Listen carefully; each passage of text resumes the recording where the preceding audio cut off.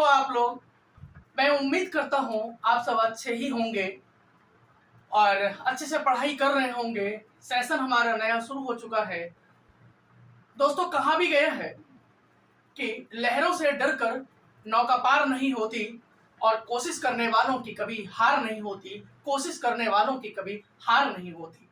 तो जो भी व्यक्ति, जो भी स्टूडेंट ईमानदारी के साथ कोशिश करता है, कभी भी उसकी हार नहीं होती।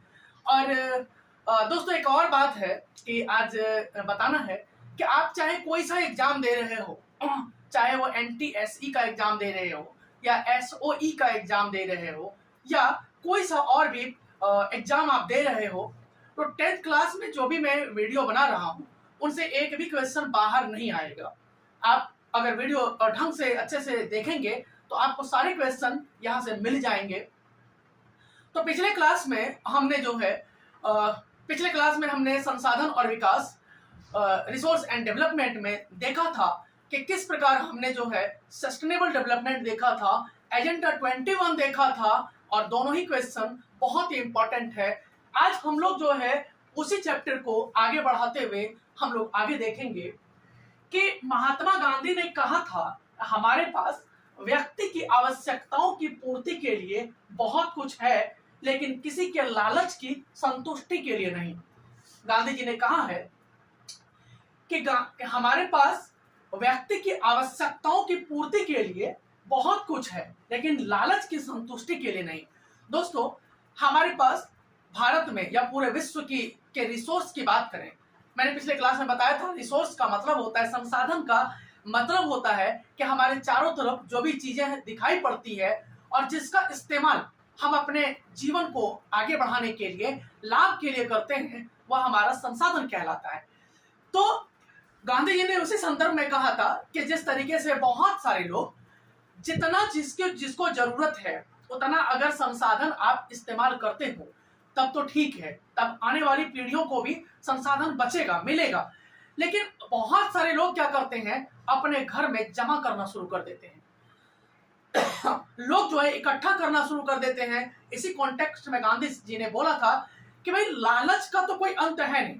बहुत सारे लोग जो है अपने पेट भरने के लिए पैसा को जमा करना शुरू कर देते हैं और वही पैसा क्या होता है, ब्लैक मनी हो जाता है। या अपने पैसे को विदेशों में जमा करना शुरू कर देते हैं तो वो क्या होता है, ब्लैक मनी हो जाता है और वह पैसा न हमारे देश काम आता है और न ही हमारे काम आता है और न किसी दूसरे के काम आता है। वो क्या हो जाता है, पैसा कहीं ना कहीं रुक जाता है और उसका इस्तेमाल जो है हम अपने डेवलपमेंट के लिए नहीं कर पाते हैं।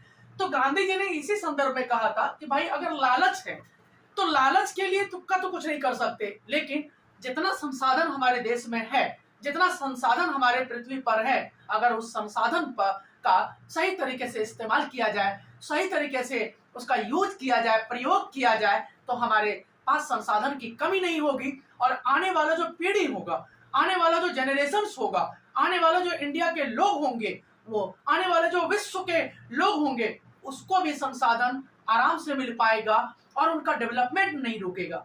जैसे जब हमारा देश आजाद हुआ था उस समय हमारे देश में करीब करीब जो है 4000 के आसपास ब्लॉक फील्ड थे, कोयला का ब्लॉक था, लेकिन आज जो है बहुत कम बच गया।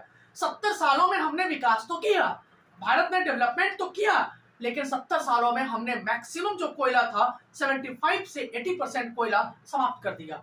तो क्या आने वाले 50-100 सालों में अगर हमारे इंडिया से अगर कोयला समाप्त हो गया तो क्या आने वाले जो पीढ़ी होंगे 50-100 साल के बाद जो भारत में आने वाले लोग होंगे, क्या वो अपना डेवलपमेंट कर पाएंगे? क्या वो उनका डेवलपमेंट नहीं रुकेगा? क्या हम कोयला के लिए अमेरिका, ब्रिटेन और फ्रांस और चाइना पर डिपेंड नहीं होंगे? अगर उनके से कोयला लेंगे तो क्या उनसे बहुत ज्यादा पैसा नहीं लेगा? तो इस पर जैसे पानी है, वाटर है, पूरे पृथ्वी में 1 से 1.5% प्योर वाटर है। अगर हम इसी तरीके से वाटर का गलत इस्तेमाल करते रहे तो आने वाली पीढ़ी के लिए पानी पीने लायक नहीं बचेगा। तो वो अपना डेवलपमेंट कैसे कर पाएगा, वो अपना विकास कैसे कर पाएगा? तो क्या होगा, आने वाले समय में उनका डेवलपमेंट रुक जाएगा। डेवलपमेंट का मतलब है तरक्की, प्रोग्रेस, उनका विकास रुक जाएगा। इसीलिए कहा गया है गांधी जी ने कि भाई जितना जिसको जरूरत हो उतना इस्तेमाल करो, बाकी जो है जमा करके मत रखो, इकट्ठा करके मत रखो, उसको ब्लैक मनी मत बनाओ, तभी हमारे भारत का विकास होगा। और जब हमारे भारत का विकास होगा तब धीरे धीरे पूरे विश्व का भी इसी प्रकार से विकास होगा। तो ये था एक क्वेश्चन। दूसरा क्वेश्चन हमने आज लॉन्ग टाइप लिया है बट केवल डिस्कशन के लिए लिया है, तो आप डिस्कशन यहां से करिए और एनसीईआरटी में ये सारे पॉइंट वहां आपको पढ़ने के दौरान मिल जाएंगे। तो यहाँ मैं डिस्कस कर देता हूं और बाकी जो क्वेश्चन आंसर है, बाकी जो कॉन्सेप्ट है, उसका पीडीएफ थोड़े थोड़े दिनों में धीरे धीरे इंग्लिश मीडियम का अलग, हिंदी मीडियम का अलग अलग आप सभी बच्चों को मेरे टेलीग्राम चैनल पे जुड़ने से आपको मिल जाएंगे। तो वो मिल जाएगा। बाकी आप इस वीडियो को अधिक से अधिक वॉचिंग करें और शेयर लाइक जरूर करें दोस्तों। चलिए, तो भू निम्नीकरण, भू मतलब होता है धरती, पृथ्वी। निम्नीकरण का मतलब है कि वेस्ट होना। तो जो मिट्टी है, जो धरती है, जो अर्थ है, जो पृथ्वी है, उसके वेस्ट होने का, उसके खराब होने का, उसके निम्नीकरण कर होने का क्या क्या कारण है। वो जो मिट्टी है हमारी उपजाऊ, फर्टाइल जो मिट्टी है, वो बर्बाद क्यों होती जा रही है, वो उसके फर्टिलिटी जो है वो कम क्यों होती जा रही है, इसी चीज को हम लोग देखेंगे। तो मिट्टी अनफर्टाइल होने के, मिट्टी अनउपजाऊ होने के, जब मिट्टी में कोई फसल लगाते हैं अधिक पैदावार नहीं होने के कई सारे कारण हैं। पहला कारण है खनन। खनन का मतलब होता है कि जब हम कोई भी चीजें खुदाई करते हैं और खुदाई करने के बाद मान ले जाए कि जैसे धनबाद में, झारखंड में एक धनबाद है और वहां पे झरिया है। पूरे विश्व में झरिया का जो कोयला है वो पूरे विश्व में सबसे बेस्ट क्वालिटी का कोयला माना जाता है। अब कोयला बेस्ट क्वालिटी का क्या होता है, जिस कोयले में 90 से 95% कार्बन होता है, जिसको जलाने के बाद धुआं नहीं होता है, केवल आग ही आग दिखाई पड़ता है, वो बेस्ट क्वालिटी का कोयला होता है। कोयला 4 प्रकार का होता है, एंथ्रासाइट, बिटुमिनस, लिग्नाइट और पीट। सबसे लो क्वालिटी का कोयला पीट होता है और सबसे बेस्ट क्वालिटी का कोयला एंथ्रासाइट होता है। चलिए, यहाँ हम तो केवल बता दिया, कई सारे बच्चों को लगता है कि सर को आता नहीं है, तो इसीलिए यहाँ पे हम डिबेट करते समय थोड़ा डिस्कस कर दिया। आगे जब वो चैप्टर आएगा तो हम वहां पे डिटेल से पढ़ेंगे। तो खनन का मतलब है जैसे किसी कोयला ब्लॉक में 10 किलोमीटर तक कोयला निकाला गया और कोयला निकालने के बाद जो गड्ढा होता है उसको हम खुला छोड़ देते हैं। जो भी ठेकेदार होता है जो उस कोयला को निकालने का और बेचने का काम करता है, वो सरकार से जिसने उसका ठेका ले रखा है, वो व्यक्ति 10 किलोमीटर, 20 किलोमीटर, 50 किलोमीटर तक में कोयला निकाला और कोयला धरती के नीचे 1-1 किलोमीटर अंदर धरती तक में कोयला होता है, तो उसको निकालने के बाद वो खाली जगह को बिल्कुल खुला छोड़ देता है। तो जैसे ही पानी भरता है तो पानी भरने के साथ क्या होता है, धीरे धीरे वहां बहुत बड़ा क्षेत्र गड्ढा बन जाता है। तो जितना बड़ा क्षेत्र गड्ढा बन गया तो वहां क्या होगा, ना पेड़ पौधे उगेंगे, ना खेती हो पाएगा, ना पशुओं को चरा पाएंगे, कोई काम नहीं होगा। वो वेस्ट लैंड हो जाता है, वो बर्बाद जमीन हो जाती है। उस जमीन में कोई फसल ना उगाया जा सकता है। तो ऐसे जमीन को बचाने के लिए जो है खनन, ऐसे जमीन को बर्बाद होने से बचाने के लिए, वेस्ट लैंड को बचाने के लिए खनन को रोकना पड़ेगा। अब आप कहेंगे सर जी क्या हम अगर तमिलनाडु के नेवेली में अगर कोयला का भंडार है तो क्या हम वहां खनन ना करें, हम खुदाई ना करें, एक्सकेवेशन ना करें? हाँ करिए, कोई भी ठेकेदार करे, सरकार गवर्नमेंट करे, लेकिन उस खुदाई करने के बाद जो है पूरी तरह से उसमें मिट्टी डाल दे, उसको रिपेयर कर दे, उसको बिल्कुल बराबर कर दे, मिट्टी के बराबर कर दे। तब आप कहेंगे सर इतनी सारी मिट्टी कहां से आएगा? ये सारा डिबेट का क्वेश्चन है। मिट्टी आप जहां से भी लाओगे आप उसमें भरो, ये आपकी प्रॉब्लम है और सरकार को ऐसा करना चाहिए। तभी हमारे वेस्ट लैंड जो है वो वेस्ट लैंड नहीं रह पाएगा, वो फर्टाइल लैंड में बदल पाएगा, उपजाऊ भूमि हो पाएगी। दूसरा है अतिचारण। अतिचारण का मतलब है एक्सेसिव जो है, एक्सेसिव जो है जो पशुओं को चलाते हैं। जैसे नॉर्थ इंडिया में जो है, जैसे जम्मू कश्मीर है, हिमाचल प्रदेश है, पंजाब है, राजस्थान है, उत्तराखंड है, इन सारे स्टेट्स में जो पहाड़ी राज्य हैं वहां पशुपालन करना एक बहुत बड़ा बिजनेस माना जाता है। तो वहां के लोग जो है, चूंकि पहाड़ों में कोई बिजनेस नहीं हो सकता, खेती भी उतनी अच्छी नहीं होती है, तो वो लोग भेड़ पालन, वो लोग ऊंट पालन, वो लोग गाय पालन, इस तरह बकरी पालन ये सब करते हैं। तो बकरी पालन कर रहे हैं, जानवरों को पाल रहे हैं, लेकिन हजारों की संख्या में जब जानवरों को लेकर के पहाड़ों की तरफ निकलता है तो रास्ते में सारे जानवर जो है उन घासों को खा जाता है। और घासों को अगर मिट्टी से पूरी तरह खा जाएगा तो वो मिट्टी जो है वो अनफर्टाइल हो जाती है। वो अनफर्टाइल हो जाती है क्योंकि घास जो है वो मिट्टी के लिए पोषक तत्वों का काम करता है, वो फर्टिलिटी का काम करता है, वो उसे उपजाऊ बनाता है।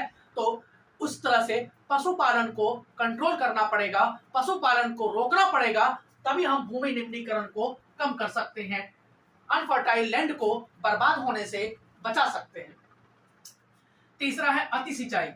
एक्सेसिव जो है, जब हम सिंचाई करते हैं, बहुत ज्यादा सिंचाई करते हैं, जिस खेत में हमेशा पानी भरा रहता है ऐसा खेत भी अनफर्टाइल लैंड हो जाता है, वो उपजाऊ जमीन नहीं रह पाती है। तो अब इसको कैसे रोकेंगे? जैसे मान लिया जाए कहीं नहर है, कैनाल्स है, और कैनाल्स के नीचे अगर किसी की जमीन है या कोई डैम है, डैम के आसपास में जितनी जमीनें हैं हमेशा उस मिट्टी में, उस खेतों में हमेशा पानी भरा रहता है। और वो पानी जब भरा रहता है तो वो जो जब हमेशा 24 घंटे करीब करीब 4 से 6 महीने अगर जिस मिट्टी में पानी भरा रहेगा वो मिट्टी अनफर्टाइल हो जाती है। उस मिट्टी में कोई भी फसल लगाओगे वो फसल नहीं उग पाता है, क्योंकि पानी रहने से बहुत अधिक समय तक, बहुत अधिक टाइम तक किसी मिट्टी में अगर पानी कंटिन्यू रहता है, लगातार रहता है, तो वह मिट्टी सड़ जाती है, वह मिट्टी बर्बाद हो जाती है, वह मिट्टी वेस्टलैंड में चेंज हो जाती है, वह मिट्टी अनफर्टाइल हो जाती है। उस मिट्टी में कोई भी फसल उगाओगे तो वह उस मिट्टी में नहीं उगेगा। तो इसके लिए जितने भी नहर के आसपास की जमीनें हैं, जितने भी डैम के आसपास की जमीनें हैं, जो मिट्टी, जो खेत पानी से भरा रहता है, उसे बचाना पड़ेगा, उसे रोकना पड़ेगा। तब हम ऐसे बर्बाद जमीन को, ऐसे वेस्टलैंड को अनफर्टाइल होने से बचा सकते हैं, भूनिम्नीकरण होने से बचा सकते हैं। और चौथा है औद्योगिक प्रदूषण। ये सबसे बड़ा कारण है हमारे लैंड का वेस्ट होने का, बर्बाद होने का। जहां भी फैक्ट्री है, बड़ी बड़ी फैक्ट्रियां, उन फैक्ट्रियों से इतना सारा वेस्ट मटेरियल निकलता है, केमिकल मटेरियल निकलता है। वो मटेरियल जो है जिस जमीन पर डाल दिया जाता है वो जमीन अनफर्टाइल हो जाता है। बच्चों, इसके लिए मैं एक एग्जांपल देता हूं कि एक बार एक जगह में शराब की फैक्ट्री बनाई गई, और शराब की फैक्ट्री शुरू में जब स्टार्टिंग किया गया तो उसके शराब की फैक्ट्री से क्या होता है, पानी को सड़ा करके उसमें केमिकल मिला करके कई सारे मिनरल्स मिला करके बनाए जाते हैं, लेकिन उससे गंदा पानी भी बहुत बड़ी मात्रा में निकलता है। तो धीरे धीरे गंदे पानी उस फैक्ट्री के आसपास भरते चले गए, धीरे धीरे पानी की मात्रा बढ़ता चला गया, और उस फैक्ट्री के मालिक ने जमीन खरीदना शुरू कर दिया। धीरे धीरे 4 से 5 किलोमीटर, 8 किलोमीटर तक जितनी जमीनें थी वो उस कंपनी के मालिक ने, शराब की फैक्ट्री के मालिक ने खरीद लिया। क्यों? क्योंकि शराब की फैक्ट्री का जो गंदा पानी जिस जमीन पर जाता था वो जमीन अनफर्टाइल हो जाता था। इस प्रकार आसपास के लोग जब परेशान हो गए, आंदोलन करना शुरू कर दिया, तब जाकर के सरकार का ध्यान गया और सरकार ने उस फैक्ट्री को बंद करने के पहले तो 8-10 सालों तक बंद नहीं किया, लेकिन धीरे धीरे जब उस सरकार ने शराब बंदी कर दी तब वो जाकर के फैक्ट्री किसी तरह से बंद हो पाया। तो जब कोई भी फैक्ट्री के आसपास जब केमिकल वाला पानी निकलता है, वहां से वेस्ट मटेरियल निकलता है, केमिकल वाला जो वेस्ट मटेरियल है वह जब जिस मिट्टी पर डाल दिया जाता है, केमिकल वाला पानी जिस मिट्टी पर चला जाता है, वह मिट्टी अनफर्टाइल हो जाता है, वह वेस्टलैंड में चेंज हो जाता है, उस मिट्टी पर कोई भी फसल नहीं उग सकता। एक एग्जांपल कि जितने फैक्ट्री से नाले में, नदियों में पानी जा रहे हैं, तो नदियों के पानी प्रदूषित हो जा रहे हैं, और वहां जो मछली है या जितने जानवर नदियों में रहते हैं वो सारे मर जाते हैं। जैसे यमुना नदी को आप देख सकते हो दिल्ली में, किस तरीके से फैक्ट्री के पानी के डायरेक्ट रूप से यमुना नदी में डालने से यमुना नदी पूरी तरह से डेड हो गया है, मृत हो गया है। तो इसी प्रकार से जब हम औद्योगिक प्रदूषण करेंगे तो उससे जो है जमीन, जो फर्टाइल लैंड जो है वो वेस्ट लैंड में चेंज हो जाता है। और लास्ट है दोस्तों वनोन्मूलन। वनोन्मूलन का मतलब है जब किसी क्षेत्र में जंगलों को पूरी तरह से नाश कर देते हैं, जंगलों की पूरी तरह से कटाई करना शुरू कर देते हैं, पेड़ पौधों को हर तरह से काटना शुरू कर देते हैं, तो वो भी वेस्ट लैंड में चेंज हो जाता है। अब आप कहेंगे कैसे? जिस जगह में जंगल बहुत अधिक है, पेड़ पौधे बहुत अधिक है, वहां सही समय से बारिश भी होता है और वहां खेती भी सही समय से होती है।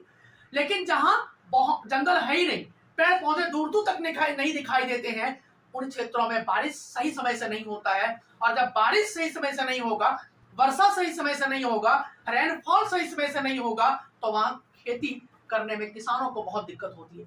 क्योंकि बारिश नहीं होगा तो पानी नहीं पड़ता है, और पानी नहीं पड़ेगा तो लोग फसल कैसे लगाएंगे।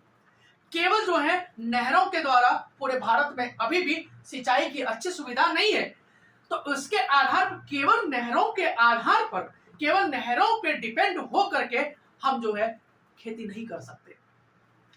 तो जब आप जंगलों का नाश करेंगे, जब आप फॉरेस्ट को काटते जाएंगे, पेड़ पौधों को काटते जाएंगे, तो इससे क्या हो रहा है, हमारा धरती जो है, हमारा जो फर्टिलिटी है लैंड का, वो धीरे धीरे कम होता जाता है। तो अगर जमीन को निम्नीकरण को, भूमि को खराब होने से, वेस्ट होने से, बर्बाद होने से, अनफर्टाइल होने से अगर बचाना हो, तो इन सब चीजों पर कंट्रोल करना पड़ेगा। तो लॉजिक है कि सर क्या करा जाए, क्या हम जंगलों को पूरी तरह अपना डेवलपमेंट होने में, क्या जंगलों को लगाए रखें, काटे नहीं। बच्चों, जंगलों को काटो, डेवलपमेंट करने के लिए जंगलों को, पेड़ पौधों को काटना जरूरी है, लेकिन एक पेड़ काटते हो तो एक पेड़ लगाइए भी, एक पेड़ काटते हो 2 पेड़ लगाओ भी, क्योंकि जंगल का होना, पेड़ पौधों का होना हमारे स्वास्थ्य के लिए बहुत जरूरी है, हमारे डेवलपमेंट के लिए बहुत जरूरी है। आपने तो पेड़ काट लिया, ऑक्सीजन की कमी हो जाएगी। दूसरा, आने वाला जो जनरेशन होगा, अगर उसके पास पेड़ पौधे नहीं बचेंगे तो उनको ऑक्सीजन नहीं मिलेगा, वो डेवलपमेंट कैसे करेंगे। अगर पेड़ पौधे नहीं लगेंगे, बारिश नहीं होगा, वो खेती कैसे करेंगे। पानी की इतनी स्कार्सिटी हो जाएगी तो उनका डेवलपमेंट रुक जाएगा। इस प्रकार से इन सब चीजों पर कंट्रोल करना पड़ेगा। दूसरा, ऑप्शन ढूंढना पड़ेगा, और ऑप्शन सभी चीजों का होता है, लेकिन केवल सरकार को इच्छा शक्ति की जरूरत है। हम सबों को इस काम पर ध्यान देना पड़ेगा, तभी हम फर्टाइल लैंड को अनफर्टाइल लैंड में बदलने से हम बचा सकते हैं। तो दोस्तों, ये था भू निम्नीकरण के कारण क्या है, ये सारे कारण हैं, और इसके सही करने के उपाय भी आगे हम देखेंगे। नेक्स्ट है भूमि संरक्षण के उपाय बताएं। भूमि मतलब मिट्टी, तो मिट्टी को बचाने के लिए क्या क्या उपाय हो सकते हैं, इसी के नेक्स्ट क्वेश्चन है। और ये सारे क्वेश्चन आपके बोर्ड के पेपर के लिए बहुत इंपॉर्टेंट है, प्री बोर्ड के पेपर के लिए इंपॉर्टेंट है। बार बार मैं क्वेश्चन कहता हूं, बार बार एक लाइन हमेशा बोलता हूं कि मेरे द्वारा जितने भी पढ़ाए जाते हैं, जो भी चीज पढ़ाए जाते हैं, उससे एक भी क्वेश्चन आपके बोर्ड के बाहर नहीं आएगा, पेपर में बाहर नहीं आएगा, बाहर से नहीं आएगा। रीजन क्या है, जब पूरा सिलेबस आप पढ़ोगे तो ऑब्वियसली पूरा सिलेबस जो है आपको कवर करवाया जाता है, और एक एक चीज को डीपली समझाया जाता है। तो जब आप समझने की कोशिश करेंगे तो आपको हर एक चीज समझ में आएगी, और यहां से क्वेश्चन बाहर नहीं जाएगा। भूमि संरक्षण के उपाय। भूमि संरक्षण, भूमि का मतलब है मिट्टी, तो मिट्टी को बचाने के लिए, धरती को बचाने के लिए क्या क्या उपाय हो सकते हैं। पहला है वन रोपण। वन रोपण का मतलब अगर मिट्टी को बचाना हो, अगर लैंड को बचाना हो, अगर धरती को बचाना हो, तो क्या करना पड़ेगा, पेड़ पौधों को लगाना पड़ेगा, जंगलों को लगाना पड़ेगा, पेड़ पौधों को काटने से बचाना पड़ेगा। अगर काटते हो तो ठीक है, काटते हो तो ठीक है, आप डेवलपमेंट के लिए पेड़ काटो, लेकिन जितना पेड़ काटते हो उसे दुगुना लगाओ। अगर दुगुना नहीं लगाते हो तो कम से कम जितना काटते हो उतना तो जरूर लगाओ, तभी हम जो है जंगलों, पृथ्वी को बचा पाएंगे, भूमि को बचा पाएंगे। दूसरा, पशुचारण पर नियंत्रण। यही मैंने वहां कहा था कि भाई पशु को चराते हो, इन राज्यों में, पहाड़ी राज्यों में, जम्मू कश्मीर, लद्दाख, हिमाचल प्रदेश, उत्तराखंड, पंजाब, हरियाणा, राजस्थान, इन राज्यों में पशुपालन बड़ी मात्रा में किया जाता है।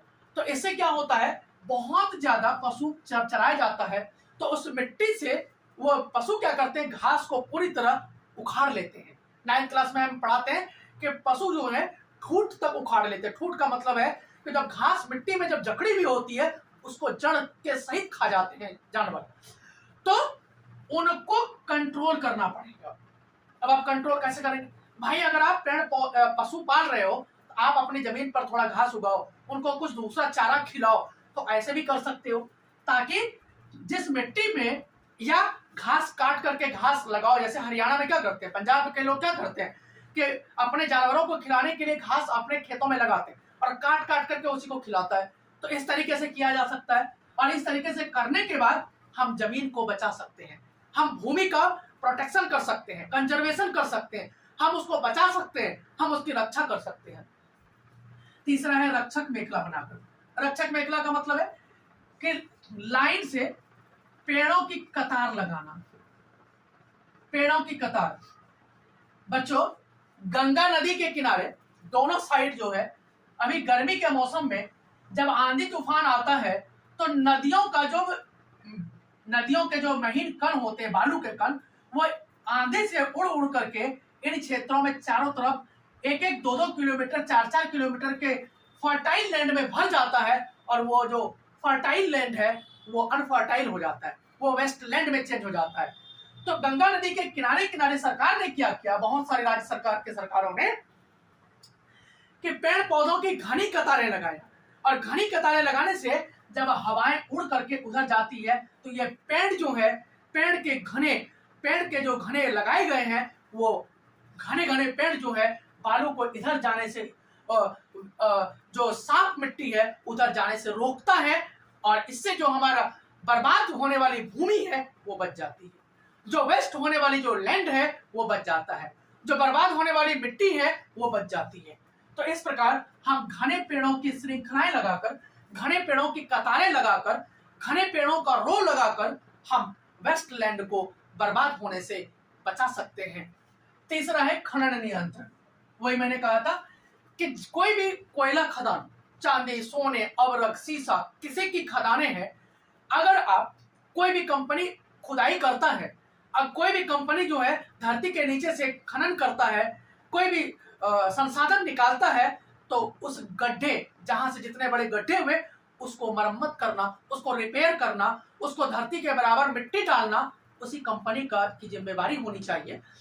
तब जो है खनन नियंत्रण पर कंट्रोल करेंगे तो हम भूमि को बचा सकते हैं, हम भूमि का प्रोटेक्शन कर सकते हैं। और पांचवा है औद्योगिक जल का परिष्करण, यानी जो इंडस्ट्रियल वाटर है, जो इंडस्ट्रियल खराब वाटर है, इंडस्ट्री से जो केमिकल वाला पानी निकलता है उसका परिष्करण कर सकते हैं। परिष्करण का मतलब है कि कई सारे सीवर लगाए गए हैं जहां पे ऐसी मशीनें हैं कि जब 2-3 लेयर में उस पानी को बार बार रिफाइन किया जाए तो करीब करीब वो 70 से 80% पानी रिफाइन हो जाता है। गंदा पानी, नाले का पानी चाहे तो हम 70 से 80% रिफाइन कर सकते हैं और उस रिफाइन करके पानी को हम पीने के में इस्तेमाल नहीं कर सकते हैं, लेकिन उस रिफाइंड पानी को सिंचाई में इस्तेमाल कर सकते हैं।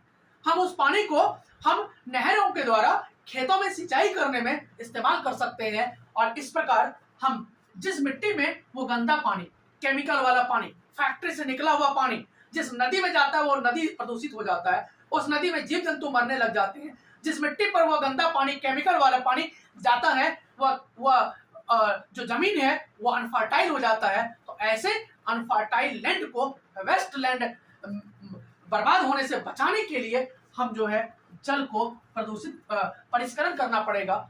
जल को जो है, वाटर को जो है, गंदे वाटर को हम रिफाइन करके उसे सिंचाई के रूप में इस्तेमाल कर सकते हैं, उसे एग्रीकल्चरिंग में इस्तेमाल कर सकते हैं और इस प्रकार इस तरीके से करने के बाद जो है हम भूमि का बचा सकते हैं, भूमि का प्रोटेक्शन कर सकते हैं, भूमि का संरक्षण कर सकते हैं। अब नेक्स्ट है मृदा कितने प्रकार का होता है, कौन कौन सा मिट्टी है, उसको हम लोग देखते हैं। दोस्तों, थोड़ा जब आप लोग कमेंट करते हो तो हमें एनर्जी मिलता है, ऊर्जा मिलता है, हमें लगता है कि क्या हम सही पढ़ा रहे हैं या नहीं पढ़ा रहे हैं। आप कमेंट करके बताओ, आप कमेंट कीजिए दोस्त। आपका कमेंट जो है हमें मोटिवेट करता है, हमारे मनोबल को बढ़ाता है। तो आप जरूर कमेंट करें, चाहे कमेंट वो अच्छा हो या खराब हो, ये जरूरी नहीं है, हो सकता है किसी को अच्छा ना लगता। तो आप कमेंट करें कि अच्छा नहीं लगा तो इसमें क्या सुधार होना चाहिए। चलिए दोस्तों, फिर आगे चलते हैं हम लोग। मृदा कितने प्रकार का होता है। दोस्तों, मृदा को इंग्लिश में सॉइल कहते हैं, मृदा को मिट्टी भी कहते हैं। तो मिट्टी कितने प्रकार का होता है इसको देखते हैं हम लोग। दोस्तों, मिट्टी, आप सभी व्यक्ति जो शहर में रह रहे हैं, जो गांव में रह रहे हो, सभी व्यक्ति मिट्टी से परिचित होंगे ही, सॉइल से परिचित होंगे ही। मिट्टी का मतलब होता है जिस धरती का ऐसा पार्ट जहां पे कोई व्यक्ति अपना घर बनाता है, जहां पे कोई व्यक्ति अपना खेती करता है, उसे मिट्टी कहते हैं, उसे सॉइल कहते हैं। तो मिट्टी जो है हमारे भारत में, हम भारत का ज्योग्राफी पढ़ रहे हैं, इंडिया की ज्योग्राफी पढ़ रहे हैं, तो भारत में मिट्टी जो है 5 से 6 प्रकार की मिट्टियां पाई जाती है, उसको कैटेगराइज किया गया है। तो हम पहले जो मिट्टी के बारे में पढ़ेंगे वो पहला जलोढ़ मिट्टी। पहली जो मिट्टी है वो जलोढ़ मिट्टी के बारे में पढ़ेंगे। बच्चों, इस मिट्टी में पोटास की बहुलता पाई जाती है। अब कई सारे बच्चों को पोटास पता नहीं होगा। पोटास का मतलब होता है जब गांव में कोई व्यक्ति जाता है, खेतों में कोई फसल लगाता है, तो फसल को मजबूती देने के लिए हम कोई खाद डालते हैं, उसे पोटास कहते हैं। कई प्रकार का खाद डालते हैं, कई प्रकार का फर्टिलाइजर डालते हैं, उसे पोटास कहते हैं। तो इस मिट्टी में जो जलोढ़ मिट्टी होती है, इस मिट्टी में पोटास की अधिकता पाई जाती है, यानी मैक्सिमम जो मिनरल्स है इस मिट्टी में वो पोटास पाया जाता है। उसके बाद भारत के लगभग 45% क्षेत्रफल पर यह मिट्टी पाई जाती है, यानी पूरे भारत में अगर देखा जाए 100% अगर पूरे लैंड है, जमीनें है, तो करीब करीब जो है 45% भारत में जलोढ़ मिट्टी पाई जाती है। ये क्वेश्चन कई बार एग्जाम्स में आया हुआ है कि पूरे भारत में सबसे अधिक कौन सी मिट्टी पाई जाती है, सबसे अधिक क्षेत्रफल पर कौन सी मिट्टी पाई जाती है, तो कौन सा मिट्टी है? जलोढ़ मिट्टी। जलोढ़ मिट्टी। अब जलोढ़ मिट्टी बनता कैसे है? जिस क्षेत्र में हमेशा बाढ़ आती है, बच्चों जब बाढ़ आती है तो बाढ़ क्या करता है, पानी के साथ मिट्टी के महीन कण, बालू के महीन कण साथ बहा कर ले जाती है और धीरे धीरे जहां गड्ढा होता है वहां ले जाकर के धीरे धीरे भर देती है। तो इससे बाढ़ वाले क्षेत्रों में जब 1 महीने 2 महीने तक बाढ़ का पानी भरा रहता है और धीरे धीरे जब पानी धीरे धीरे निकलता है 2 महीने में, 2.5 महीने में, तो जो मिट्टी का जो ऊपरी लेयर है, पानी का जो ऊपरी लेयर है, वो धीरे धीरे जब मिट्टी के ऊपर बैठ जाता है, धरती के ऊपर बैठ जाता है, तो वही जो मिट्टी है वो जलोढ़ मिट्टी कहलाती है। जलोढ़ मिट्टी, यह मिट्टी सिंधु, गंगा तथा ब्रह्मपुत्र नदियों द्वारा विकसित है। सिंधु, गंगा और ब्रह्मपुत्र, ये देखिए सिंधु नदी तिब्बत से निकलती है और भारत में पंजाब में प्रवेश करती है और धीरे धीरे पाकिस्तान में प्रवेश करके अरेबियन सी में मिल जाती है। सिंधु नदी जो है सबसे पुरानी नदी है भारत की और पाकिस्तान की। सिंधु घाटी सभ्यता भी कहते हैं हम लोग, वही सिंधु नदी है। यानी सिंधु घाटी सभ्यता जो हम लोग 2500 साल पहले सिंधु घाटी सभ्यता के बारे में पढ़ते हैं, वही सिंधु नदी है ये दोस्तों।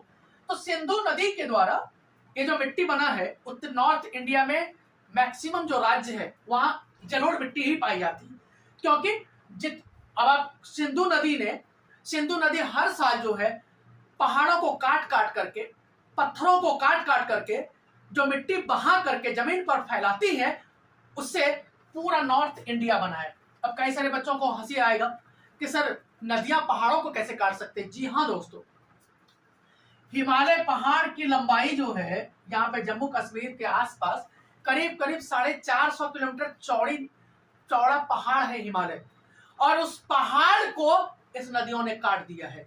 अब आप सोचो पानी में, नदियों में कितनी पावर होती है। सिंधु नदी, गंगा नदी जो है गंगा नदी उत्तराखंड के गंगोत्री से निकलती है और हरिद्वार से होते होते हमारे उत्तर प्रदेश और बिहार और वेस्ट बंगाल से बहते बहते पश्चिम बंगाल में कोलकाता के पास समुद्र में मिल जाती है। और उसके बाद ब्रह्मपुत्र नदी यहीं से तिब्बत से निकलती है और अरुणाचल प्रदेश में, इंडिया में प्रवेश करती है और अरुणाचल प्रदेश असम से बहते बहते बह करके आते आते या बांग्लादेश में जाती है और बांग्लादेश में ही गंगा और ब्रह्मपुत्र मिलती है और फिर दोनों की संयुक्त धारा जो है वो बे ऑफ बंगाल में, बंगाल की खाड़ी में मिलती है। और जहां पे बंगाल की खाड़ी में ये दोनों नदियां मिलती है, वहीं पे भारत का सबसे बड़ा डेल्टा, विश्व का सबसे बड़ा डेल्टा सुंदरवन डेल्टा बनता है। अब डेल्टा क्या है वो बाद में डिस्कशन करेंगे, या फिर हम भटक जाएंगे। तो इस मिट्टी में रेत, सिल्ट तथा मृत्तिका के विभिन्न कण पाए जाते हैं। ये जलोढ़ मिट्टी है, एलुवियल सॉइल है। जलोढ़ मिट्टी में जो है रेत समझते हो, मिट्टी के महीन कण, बालू के महीन कण। मृत्तिका का मतलब है जो मिट्टी का जो डस्ट पार्टिकल है। जैसे आजकल आंधी तूफान बहुत आता है तो छत पर देखते हो मिट्टी के महीन महीन कण आपके छत पर भर जाते होंगे। तो वो जो मृत्तिका है और तथा विभिन्न कण, मिट्टी के महीन कण जो है पाए जाते हैं, उसी से यह जलोढ़ मिट्टी एलुवियल सॉइल बनता है। आयु के आधार पर यह मिट्टी, यह जलोढ़ मिट्टी दो प्रकार की होती है। पुरानी जलोढ़ जिसे बांगर मिट्टी कहते हैं और नई जलोढ़ जिसे खादर के रूप में पाई जाती है। यानी जलोढ़ मिट्टी दो प्रकार की, बांगर और खादर। जलोढ़ मिट्टी एलुवियल सॉइल दो प्रकार का होता है, खादर मिट्टी और बांगर मिट्टी। ये इसमें भी डिफरेंस कई बार आता है, तो नेक्स्ट अभी हम इस पे डिस्कस करने वाले हैं, अभी देखेंगे उसको भी। ये भी क्वेश्चन कितनी बार 9th क्लास और 10th क्लास दोनों में समान रूप से पूछा जाता है, बांगर और खादर मिट्टी में डिफरेंस। उसके बाद यह मिट्टी बहुत उपजाऊ होती है। ये जो जलोढ़ मिट्टी है, एलुवियल सॉइल है, सभी मिट्टियों में जितने प्रकार की मिट्टी पाई जाती है, सभी मिट्टियों में सबसे बेस्ट क्वालिटी की सॉइल होती है, सभी बेस्ट क्वालिटी की मिट्टी होती है। यह सबसे ज्यादा फर्टाइल मिट्टी सॉइल होती है, यह सबसे ज्यादा फर्टाइल सॉइल है। इस मिट्टी में कोई भी फसल उगाएंगे तो वह फसल बहुत अधिक मात्रा में पैदावार होगा। उसमें गेहूं की फसल, धान की फसल, मक्के की फसल, गन्ने की फसल हम उगाते हैं। तो वही कह रहा है, इसमें यह मिट्टी जो है चावल की खेती के लिए, गेहूं की खेती के लिए, गन्ना की खेती के लिए बहुत ज्यादा सटीक माना जाता है, बहुत ज्यादा उपयुक्त माना जाता है, बहुत ज्यादा इसके लिए यूजफुल माना जाता है। और यह मिट्टी इस मिट्टी में इन्हीं सब चीजों की खेती होती है। तो इस प्रकार यह मिट्टी पूरे भारत में सबसे अधिक एरिया में पाया जाता है। यह मिट्टी बाढ़ के आने के कारण यह मिट्टी बनती है। यह मिट्टी दो प्रकार की होती है, एलुवियल सॉइल 2 टाइप्स होता है, खादर मिट्टी और बांगर मिट्टी। खादर मिट्टी और बांगर मिट्टी, यह मिट्टी सबसे ज्यादा उपजाऊ होती है और भारत के अधिकांश क्षेत्रों में, भारत के सबसे अधिक क्षेत्रों में करीब करीब 45% एरिया में यही मिट्टी पाई जाती है। यह मिट्टी चावल, गेहूं और गन्ना के लिए सबसे ज्यादा उपयुक्त होती है। तो आज हमने देखा इस मिट्टी के, हम लोग नेक्स्ट पर चलते हैं और आगे देखते हैं काली मृदा और ब्लैक सॉइल, और नेक्स्ट है लाल एवं पीली मृदा, रेड एंड येलो सॉइल। अब दोस्तों हम लोग काली मृदा के बारे में देखते हैं, ब्लैक सॉइल के बारे में देखते हैं।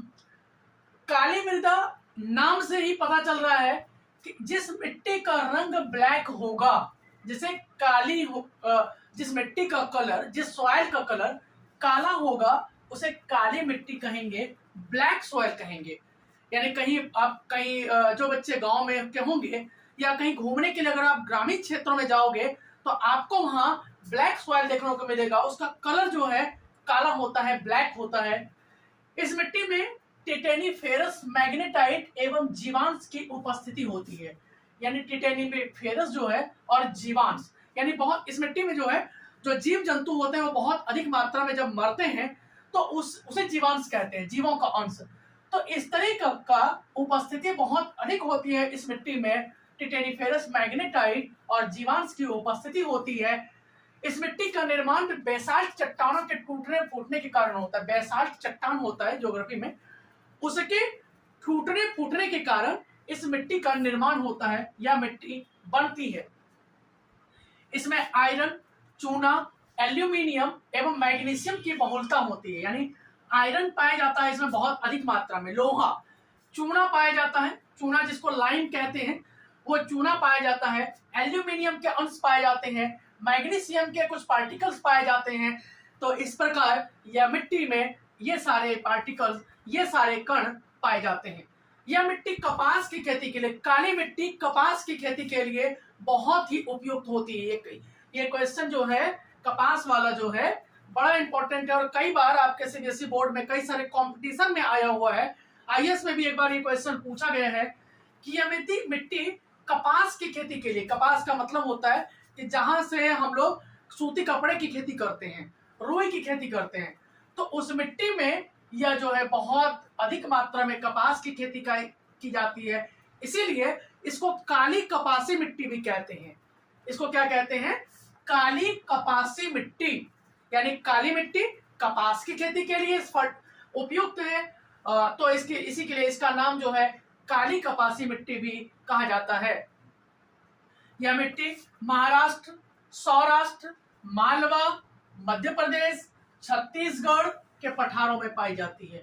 यानी महाराष्ट्र में सूती कपड़ा की फैक्ट्री पे मुंबई को कहा जाता है। सबसे ज्यादा जो सूती कपड़ा तैयार किया जाता है वो मुंबई में तैयार किया जाता है। तो इसी प्रकार से यह मिट्टी महाराष्ट्र, सौराष्ट्र, मालवा, मध्य प्रदेश और छत्तीसगढ़, इन सब राज्यों में काली मिट्टी पाई जाती है। और काली मिट्टी जो है वो कपास की खेती के लिए सबसे ज्यादा, रुई की खेती के लिए सबसे ज्यादा उपयुक्त होती है। इसीलिए इस मिट्टी को काली कपासी मृदा कहते हैं, काली कपासी मिट्टी भी कहते हैं। तो ये हमने देखा एक बड़ा सेक्शन, काली कपासी मिट्टी, ब्लैक सॉइल। ब्लैक सॉइल काला रंग का होता है इसलिए काली। इसमें क्या क्या चीजें पाया जाता है ये इंपॉर्टेंट है, कई बार एग्जाम में ये क्वेश्चन भी पूछा गया है। नेक्स्ट है मेरे दोस्तों लाल एवं पीली मृदा, रेड एंड येलो सॉइल। अब देखते हैं इस मिट्टी को, रेड एंड येलो सॉइल क्या है। इस मिट्टी में लोहे के कणों की अधिकता होने के कारण इस मिट्टी का कलर रेड होता है, लाल होता है। लाल रेड जो है इसमें लोहे का कण पाया जाता है, लोहे के पार्टिकल पाए जाते हैं। जहां मैं रहता हूं, जहां मेरा घर है, वहां के आसपास में जो लाल मिट्टी होती है उसमें मैंने देखता हूं कि लोहे के छोटे छोटे कण, लोहे के छोटे छोटे पार्टिकल्स उस मिट्टी में पाए जाते हैं। इसीलिए इस मिट्टी का कलर रेड होता है और कहीं कहीं येलो भी होता है। कहीं कहीं क्या होता है, येलो, कहीं कहीं पीला भी होता है। यानी किसी किसी राज्य में पीला भी कलर पाया जाता है। यह मिट्टी एसिडिक प्रकार की होती, अम्लीय होती है। अम्लीय और क्षारीय साइंस में आप बच्चे पढ़ते होंगे। तो यह मिट्टी एसिडिक होती है, अम्लीय प्रकार की होती है। लेकिन अम्लीय प्रकार की होती है, एसिडिक होती है, इसमें एसिड की मात्रा इस मिट्टी में बहुत अधिक होती है, इसलिए इस मिट्टी में फसल नहीं उगाया जा सकता है। लेकिन जिन राज्यों में यह मिट्टी पाई जाती है वहां भी फसल उगाया जा सकता है। इस मिट्टी में चूना मिलाया करके, चूना का मतलब है लाइम। जब आप इस मिट्टी में चूने छिड़क करके उसे एक बार जो है ट्रैक्टर से जोतने के बाद आप 10-15 दिन के लिए कोई व्यक्ति खुला छोड़ दे, तो उसके बाद जब चूना पूरी तरह, लाइम जो है पूरी तरह इस मिट्टी में जब मिल जाएगा तो यह मिट्टी धीरे धीरे फर्टाइल होने लग जाता है और इस मिट्टी में कोई भी फसल उगाया जा सकता है। यह मिट्टी उड़ीसा, छत्तीसगढ़, मध्य गंगा के मैदान, मध्य गंगा का मैदान का मतलब है ये जो इटावा से लेकर के इलाहाबाद तक का, पटना तक का जो क्षेत्र है, यह मध्य गंगा का मैदान कहलाता है। तो ये जो मध्य गंगा का मैदान है, इन सारे राज्यों में यह मिट्टी पाई जाती है। यह मिट्टी पाई जाती है। कौन सी मिट्टी पाई जाती है भाई साहब? लाल एवं पीली मृदा। कहां कहां पाई जाती है? उड़ीसा में, छत्तीसगढ़ में, मध्य गंगा के मैदान में एवं गारो, खासी एवं जयंतिया के पहाड़ों में पाई जाती। जो है कह रहे थे कि जो लाल एवं पीली मिट्टी है वो कहां कहां पाई जाती है? उड़ीसा में। ये देखो दोस्तों, ये उड़ीसा है। ये उड़ीसा में लाल एवं पीली मृदा पाई जाती है, रेड एंड येलो सॉइल पाई जाती है। ये उड़ीसा है और उड़ीसा की कैपिटल कहाँ है? भुवनेश्वर। और उसके बाद कहाँ? छत्तीसगढ़ में। ये देखो उड़ीसा के पास में ये छत्तीसगढ़ है। ये छत्तीसगढ़ में भी रेड एंड येलो सॉइल पाई जाती है, ये छत्तीसगढ़ और उड़ीसा में। उसके बाद मध्य गंगा के मैदान, यहाँ देखो मध्य गंगा, उत्तराखंड से गंगा निकल रही है और ये मध्य गंगा का मैदान, ये गंगा का जो मिडल वाला मैदान है, ये मध्य गंगा के मैदान में, यहाँ इलाहाबाद में गंगा आकर के मिल गई। तो ये जो बीच वाला क्षेत्र है, करीब करीब 350 से 400 किलोमीटर वाला क्षेत्र, चौड़ाई वाला जो क्षेत्र है, ये मध्य गंगा के मैदान में रेड एंड येलो सॉइल पाया जाता है। उसके बाद गारो, खासी और जयंतिया।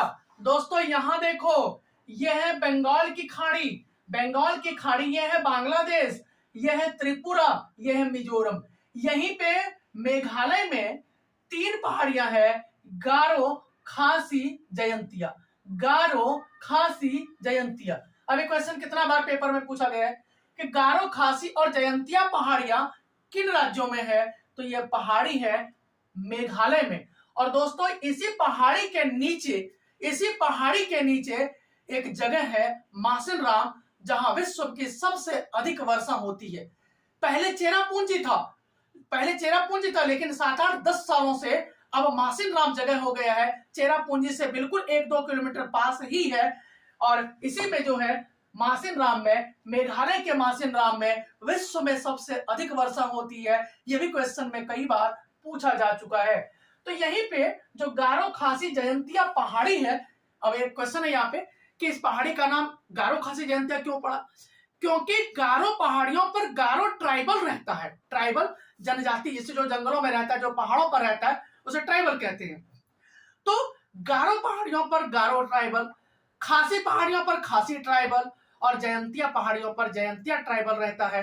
इन्हीं ट्राइबल के रहने के कारण इस पहाड़ी का नाम गारो खासी और जयंतिया पड़ा। और ये जो है मेघालय में है, तो इसीलिए जो है गारो खासी और जयंतिया पहाड़ियों के कारण जो है यहाँ पे रेड एंड येलो सॉइल पाया जाता है।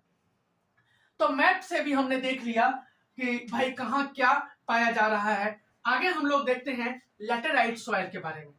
क्या देखते हैं दोस्तों? Laterite soil. चलिए हम लोग देखते हैं लेटेराइट सॉइल के बारे में।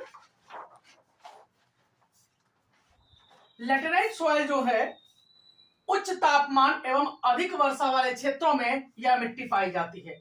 उच्च तापमान एवं अधिक वर्षा वाले क्षेत्रों में, जहां का टेम्परेचर बहुत ऊंचा होगा, जहां का टेम्परेचर बहुत हाई होगा, उन क्षेत्रों में यह मिट्टी पाई जाती है। उसके बाद यह मृदा भारी वर्षा से अत्यधिक निक्षालन का परिणाम है। जहां बहुत अधिक वर्षा होती है, जहां बहुत अधिक वर्षा के कारण मिट्टी कट कट करके बाहर निकलना शुरू कर देती है, ऐसे क्षेत्रों में लेटेराइट सॉइल पाया जाता है। लेटेराइट सॉइल चाय एवं काजू की खेती के लिए बहुत उपयुक्त होती है। लेटेराइट सॉइल चाय और काजू। अब जिन जिन राज्यों में चाय और काजू की खेती होगी, काजू देख करके, काजू का नाम सुन करके मुंह में पानी आ गया होगा कि अगर काश हम उन राज्यों में होते तो शायद हम भी काजू बहुत अच्छे से इस्तेमाल करते। तो काजू की खेती के लिए, चाय की खेती के लिए लेटेराइट सॉइल बहुत ही उपयुक्त मानी जाती है।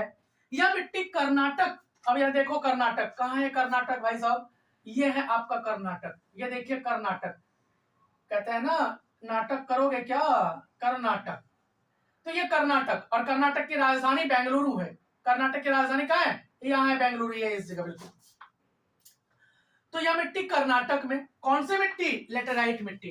कर्नाटक में, केरला में, यही देखो दोस्त ये केरला है, और केरला की राजधानी तिरुवनंतपुरम, बिल्कुल यहाँ नीचे है केरला की राजधानी, बिल्कुल आपको दिख रहा होगा, ये है तिरुवनंतपुरम।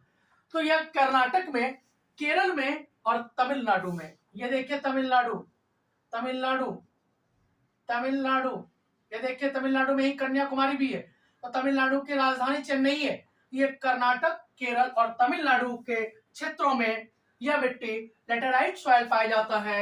और लेटेराइट सॉइल काजू की खेती के लिए, चाय की कृषि के लिए सबसे ज्यादा परफेक्ट मानी जाती है, उपयुक्त मानी जाती है।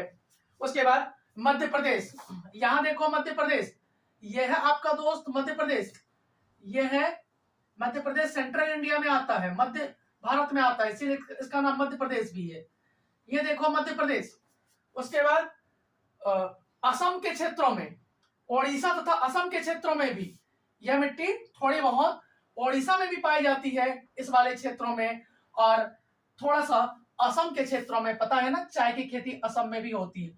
ये आपका असम है, ये आपका असम है, ये देखो ये पूरा जो है ये असम वाला क्षेत्र है, ये पूरा। तो ये असम के क्षेत्रों में चाय की खेती और काजू की खेती होती है।